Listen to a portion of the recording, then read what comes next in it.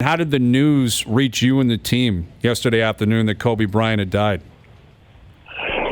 Well, I just came out of my pregame press conference, back to my office there in the locker room, and a couple members of our PR staff were there saying they got news about an accident involving Kobe, and they would check some more details and come back to me. So that was my first kind of information that I got from it. Nick, we were just discussing this. When you found out the actual news, how did you compose yourself? And that's what I always marvel about coaches, how they put their own emotions aside and they hold it together for the team. You probably had to talk with Pop and figure out what you guys were going to do as far as a tribute to start the game. How did you go about doing that?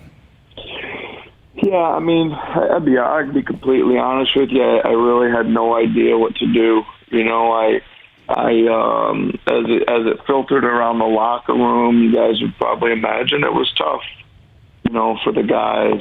Shocking, and some personal relationships there, and some guys that worked with Kobe, et cetera. And it was a really tough locker room to go to be in, and I didn't really know to address it, to show the film, I didn't know. So I went back to my office to think about it a little bit and decided to go ahead and, show the pregame edit like we always would. And then I just grabbed the players outside the locker room and talked to them a little bit in a huddle, and just to, let them know that, I was acknowledging it and that we would think of something to do. And if they didn't want to play, I said, that's fine. Just let me know. And if you do want to try it and you can't, then let me know during the game.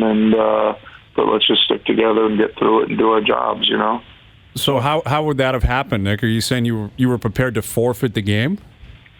No. I was meaning individually. Like if a guy, I was like, if you play, then just tell me you didn't play, and we try somebody else, and till we, whatever. But it was weird. We got the ball going up pretty quickly after the news. I think we were the game right there shortly after the news broke. So it was we didn't really have much time to think about it or what was going to happen or what to do, et cetera. So we just kind of, like always, the ball goes up, when it says it's going to go up, and it went up, and we were going to try to figure out how it went from there.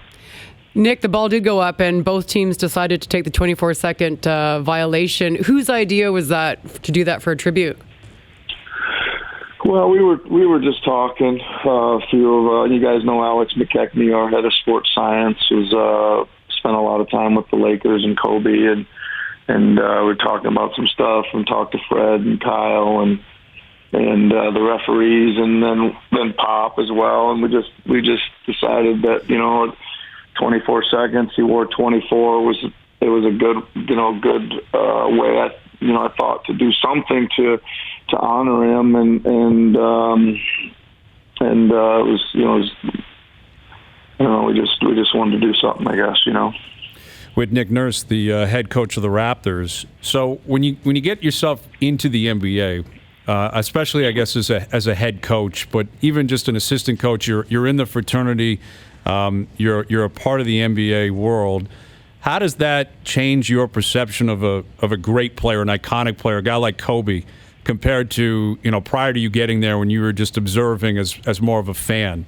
How does it change your relationship with a guy like that, a player like that, once you're in the NBA? Well, I didn't really have a relationship with Kobe and any of that stuff, but I'm a coach, and I study the game, and I relish the history of the game, and certainly he came through what I would consider my era. I think we only coached against him a couple times as an assistant.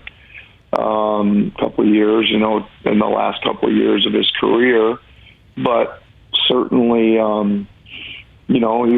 was one of the greatest, and certainly watched him a lot and read a lot about him and watched how he operated, see what you could learn from how he competed, how he worked in the off season, how he played hard every night, how he played defense. How, he was a champion. And I think when you're a coach studying the game, you see a lot of his games. You see a lot of his games and a lot of the success and drive and stuff. But as far as the relationship and stuff, I didn't have one with him.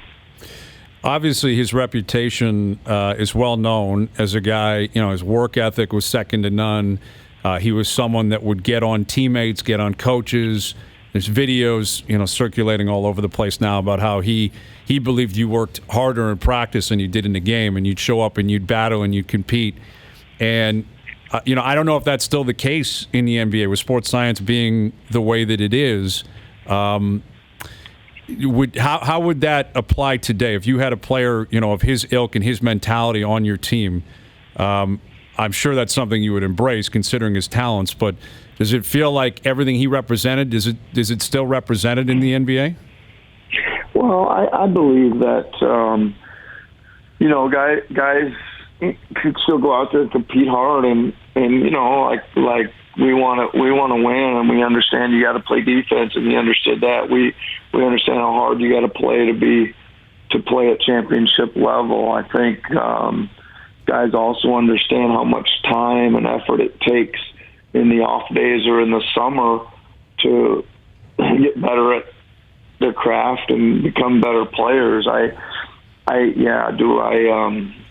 think that there's guys playing one-on-one after practice like Michael Jordan and Scottie Pippen and Kobe Bryant and whoever he was playing against. I don't know that that's happening as much as it used to 10 years ago or 20 years ago or whatever.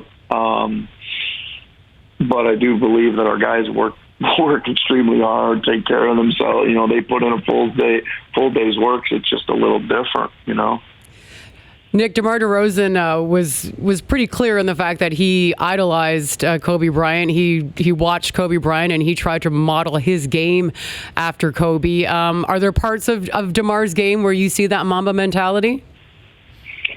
Well, for sure. I think DeMar has a lot of the same skills and a lot of the same moves, and obviously the mid-range, game around the elbows and the free throw line, where the turn and the shoot over you, and a lot of that footwork and pump faking and things like that. There's a lot of similarities there. Yeah. With Nick Nurse, head coach of the Raptors, Kobe Bryant's most famous regular season game was the 81-point game against the Raptors back in 2006. And I'm watching Pascal Siakam in the first quarter yesterday. I'm thinking this guy might go off for 81 himself. I don't know if you were thinking 81, but were you thinking, man, this guy could hit 50 or 60 the way he was hitting shots in the first quarter? Yeah, you know what? I think I'll be completely honest with you. I wasn't. Maybe I was in a little bit of a daze out there too. I was really just trying to manage, keep an eye on lots of things. There was people that running the clocks that were struggling. I was just trying to encourage them and the referees and keep our guys. I looked up and saw he had 30, and that was the first time I knew it. I mean, I knew he was rolling. I knew he was rolling and hitting some shots, and I kind of went over and sat down with the coaches. I said, "You guys know Pascal has 30?" I was like, "Holy smokes!" So I didn't know, and then I didn't really know he only had 4 or 5 in the second. So I was a little bit out of it, yet still kind of lost in the game. I was really working hard on trying to figure out how to stop them because they were getting hot and we were changing defenses like crazy, just trying to figure out how to give our guys a chance to win the game. Well, obviously with what happened yesterday, I think everyone expected it to have an eerie feeling in the building, and I think you've expressed that well, that it wasn't your normal game. But in terms of those details, games 1 through 82 and into the playoffs, how often are you really tracking, specific details like that with your players? Was it more big picture stuff? Well, I think normally if a guy's got 30, I'm at least aware, somewhat aware of it. Right. If I would have looked down and saw he had 15, I probably would have said, "Yeah, that sounds about right." Or I think it was. Well, he was great, and and I missed some of it. Let's put it that way. Well, he's rolling now, and you guys are as well. And I'm good. Back in action tomorrow night with Atlanta in town. So best of luck tomorrow night. Always appreciate you taking time for us on any given day, but especially a day like today. Thank you for this, Nick. Okay. Good talking to you. Take care, everybody.